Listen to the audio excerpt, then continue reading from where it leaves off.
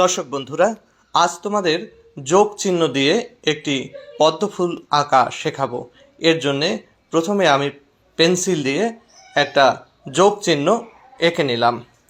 এবার marking pen দিয়ে প্রথমে প্লাস চিহ্নের উপরের অংশে এভাবে পদ্মের একটা পাপড়ি এঁকে দিতে হবে একটু চওড়া করে।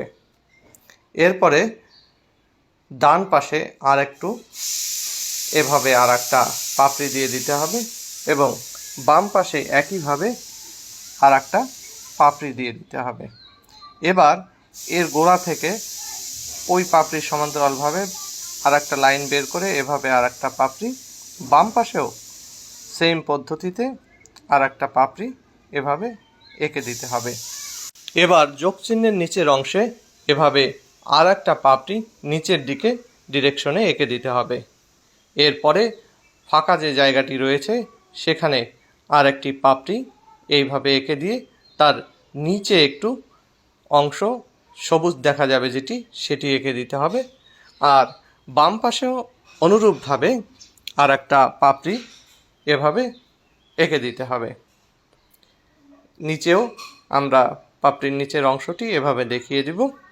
এবার উপরের যে ফাঁকা জায়গা রয়েছে সেখানে ছোট ছোট কিছু পাপড়ি, দুই পাশে দুইটা পাপড়ি আমি দিয়ে দিলাম।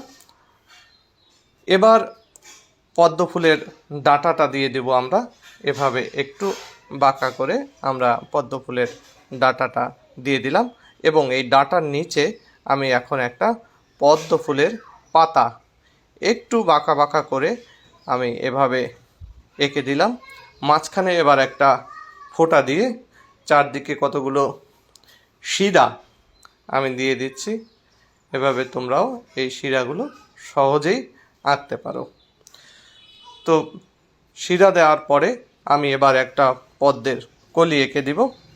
পদ্ম ফুলের নিচে যে ফাঁকা জায়গাটি রয়েছে সেইখানে আমি এই কলিটি আঁকছি। এটিও অনেকটা শাপলা ফুলের মতো হলেও কিন্তু এটির থিকনেস বা আকৃতিতে একটু মোটা থাকে। এরপরে দিয়ে দিলাম এর ডাঁটা। এবার আমি পদ্ম ফুল যে পানিতে আছে তার জন্যে কতগুলো লাইন, কার্ভ লাইন বা কোথাও কোথাও একটু ভাঙা ভাঙা লাইন দিয়ে আমি এই পানিটা বুঝিয়ে দিচ্ছি। এবার নিচের দিকেও অনুরূপভাবে আমি কতগুলো লাইন দিয়ে দিলাম।